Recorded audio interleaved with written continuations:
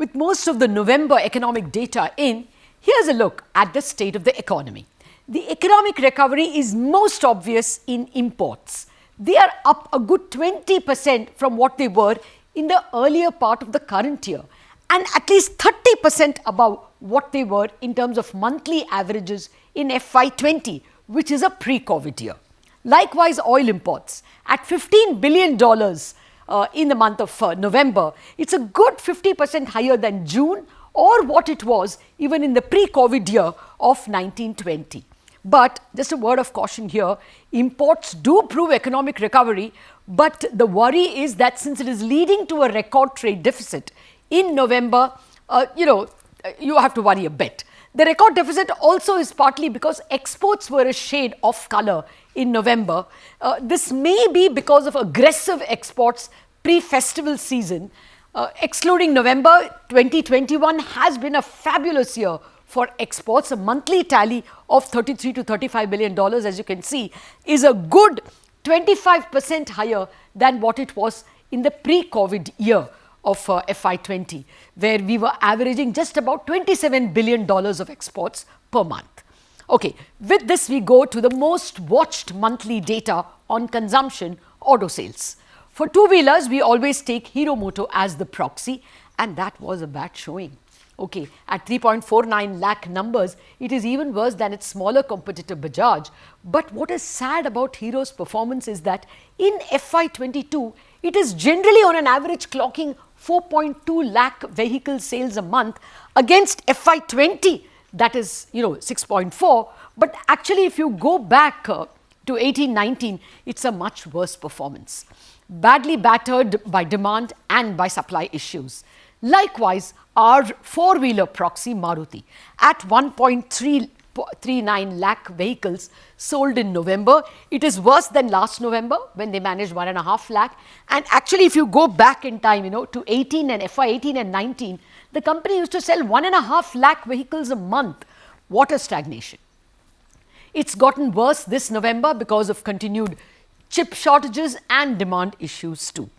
Auto consumption may be lackluster, but infrastructure is not. It's doing well. Freight carried by railways rose to 116 plus million tons, which is the second best in 2021 and second best so far, actually, notched up by the railways, a good 15% higher than the average freight carried in FY20, which is the nearest pre-COVID comparison. 15% higher in 2 years is an annual growth of about 7%, which is good for an infrastructure sector. Power consumption, likewise, was a shade lower in November. It could also be a seasonal effect. But if you compare it with, say, July, August, September, yes, it is lower, has a bit of a seasonal impact. On an average, if you see 2021, the consumption is 9% higher than the pre-COVID year of FY20. So, good showing on power. From infra, let's go back to consumption. Track it via e-way bills. The count is millions per day.